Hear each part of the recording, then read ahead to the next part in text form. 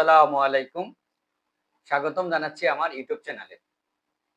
যুক্তরাষ্ট্রের president Joe Biden শেষ মুহূর্তে এসে পৃথিবীতে কয়েকটা জটলা বাঁধিয়ে যাচ্ছেন। একদিকে ইসরায়েলকে বাঁচানোর জন্য বিভিন্ন রকম যুদ্ধবিরতির তোড়জোড় চালাচ্ছেন, পাশাপাশি যুদ্ধবিরতির একটি চুক্তিও সম্পন্ন হয়েছে এবং বিভিন্ন রকম অর্থনৈতিক সহযোগিতা পাশাপাশি বিভিন্ন অস্ত্র দিয়ে ইসরায়েলকে সহায়তা করতেছে। অন্যদিকে ইউক্রেনকে আবার রাশিয়ার বিরুদ্ধে উস্কে দিচ্ছে। আর এর জন্য বিভিন্ন রকম পদক্ষেপ নিচ্ছে, যেমন অস্ত্র দিয়ে সহায়তা করতেছে, আর্থিকভাবে সহায়তা করতেছে এবং ইউরোপের বিভিন্ন দেশকে উৎসাহ দিতেছে যে তারা যেন ইউক্রেনের পাশে থাকে সব সময়। তো এর মধ্যেও যুক্তরাষ্ট্র একটি সিদ্ধান্ত নিয়েছে যেটা রাশিয়ার জন্য অনেকটাই সুখবরের মতো। সেটা হচ্ছে যে রাশিয়া যে একটা সময় দাবি করেছিল যে তাদের দখলকৃত এলাকা ইউক্রেনকে ছেড়ে দিতে হবে, সেই কথাটিকে প্রস্তাবের ভিতর রেখেই রাশিয়ার সাথে একটা আলোচনা বসতে চায় যুক্তরাষ্ট্র। ইউক্রেন এবং রাশিয়ার সাথে একটা শান্তি আলোচনা করতে চায়। সেই রাশিয়ার যে দাবি দখলকৃত এলাকা ছেড়ে দিতে হবে সেটাকে এখানে তুলে ধরেছেন এবং সেটার প্রতি ইঙ্গিত দিয়ে সে আলোচনা করার জন্য রাশিয়াকে একটা প্রস্তাব দিয়েছে। আর রাশিয়াও এতে অনেকটাই আগ্রহ প্রকাশ করেছে। তো দ্রুতই হয়তোবা এরকম একটা শান্তি আলোচনা হতে পারে। আর এর মধ্যেই আজকে রাশিয়ার প্রেসিডেন্ট ভ্লাদিমির পুতিন মানে এই ইউক্রেন যুদ্ধে পারমাণবিক বোমা ব্যবহারের একটা অনুমতি দিয়ে ফেলেছে এবং এই পারমাণবিক বোমা ব্যবহারের অনুমতি দেওয়ার পরে বিভিন্ন বিশ্লেষকেরা এটাকে অনেক গুরুত্ব সহকারে দেখেছেন, কেউ কেউ আবার এটাকে হালকাভাবে দেখেছেন। তো কেউ কেউ মনে করেন যে পুতিন যদিও পারমাণবিক বোমা ব্যবহারের হুমকি দিয়েছে, তবে এতে পারমাণবিক যুদ্ধের কোনো সংখ্যা এখনো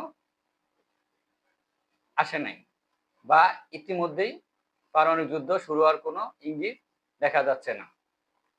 তবে এই হুমকি দেওয়ার পিছনে একটাই কারণ, সেটা হচ্ছে যে যুক্তরাষ্ট্র যে ATACMS ক্ষেপণাস্ত্র ব্যবহারের অনুমতি দিয়েছিল ইউক্রেনকে এবং ব্রিটেন স্টর্ম শ্যাডো ক্ষেপণাস্ত্র ব্যবহারের অনুমতি দিয়েছিল ইউক্রেনকে, সেই বিষয়গুলোকে মাথায় রেখে তার একটা প্রতিক্রিয়া হিসাবে বা তার একটি প্রতিশোধমূলক হিসাবে এমন একটা হুমকি দিয়েছে যে পারমাণবিক অস্ত্র ব্যবহারের অনুমতি ঘোষণা দিয়েছে পুতিন। এবং এই ঘোষণা দেওয়ার মানে হচ্ছে পশ্চিমা দেশগুলোকে অনেকটাই একটা চাপ সৃষ্টি করা এবং তাদের মধ্যে একটা ভয় সৃষ্টি করা, পাশাপাশি ইউক্রেনে একটা বড় ধরনের অভিযান হয়তোবা শুরু করতে পারে খুব দ্রুতই, এমনটাই অনেক বিশ্লেষক মনে করে। আর এই প্রতিবেদনটা রয়টার্সে প্রকাশিত হয়েছে আজকে। এর পাশাপাশি রাশিয়ার প্রেসিডেন্ট ভ্লাদিমির পুতিন আরো একটি ঘোষণা দিয়েছেন বা আরো একটা কড়া বার্তা দিয়েছেন পশ্চিমা দেশগুলোকে।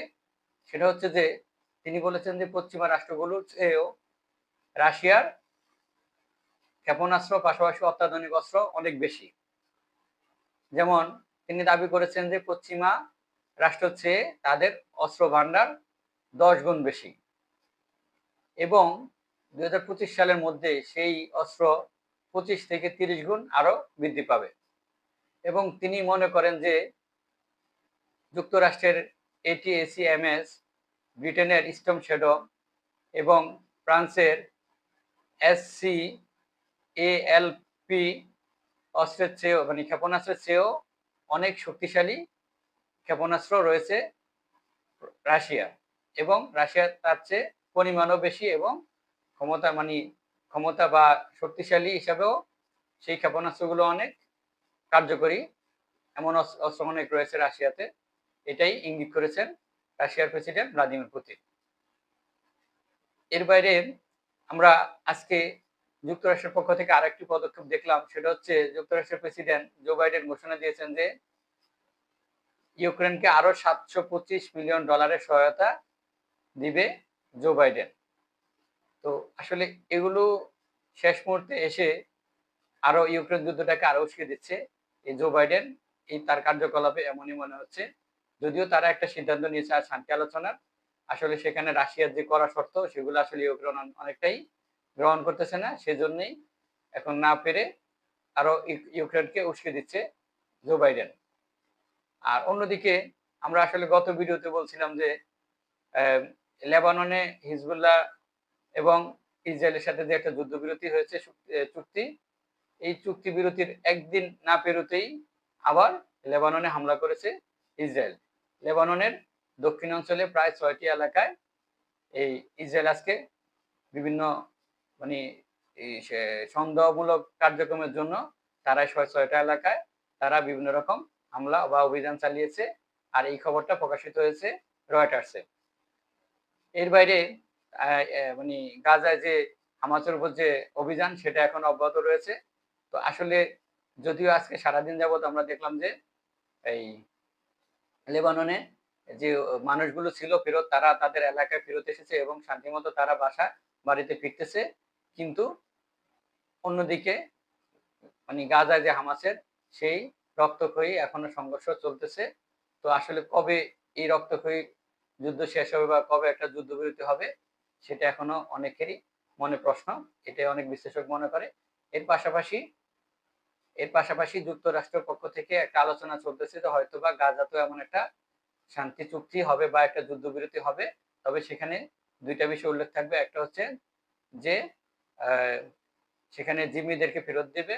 পাশাপাশি হামাসের হয়তোবা অস্ত্রবিরতি করতে হবে। এটা হওয়ার সম্ভাবনা বেশি। সেখানে আসলে এই কথাটা আমরা জানি যে ইতিমধ্যে তুরস্কের পক্ষ থেকে একই কথা বলেছে যে গাজায় গণহত্যা এবং একটা অস্ত্রবিরতি প্রতিষ্ঠায় কাজ করবে তুরস্ক। এর বাইরে আমরা দেখছি যে তুরস্ক, কাতার, মিশর এবং কয়েকটা আরব রাষ্ট্রের সাথে যুক্তরাষ্ট্রের বিভিন্ন প্রতিনিধিরা একটা বৈঠক করতেছে গাজা ইস্যু নিয়ে। তো মনে হচ্ছে যে খুব দ্রুতই একটা শান্তি চুক্তি হবে গাজায়। তো আমরা আসলে সেটাই আশা করি সবাই। আমরা চাই পৃথিবীতে সকল মুসলমানরা শান্তিতে থাকুক এবং এরকম গণহত্যা বা এই যে নির্যাতন যেন পৃথিবীতে কোনো দেশে না হয়। আমরা সবার জন্য দোয়া করব। আর আল্লাহ যেন আমাদেরকে হেদায়েত দেন। আমাদের সঙ্গেই থাকুন, ভালো থাকুন। আল্লাহ হাফেজ।